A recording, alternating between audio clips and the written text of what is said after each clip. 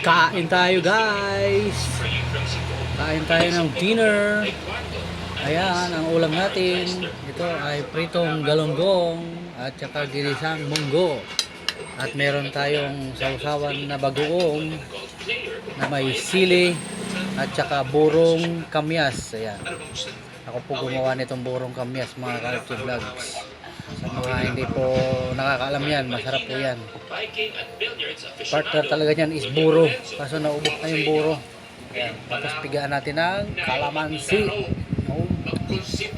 Ayan, mga Kalchi Vlogs. Masarap na hapunan.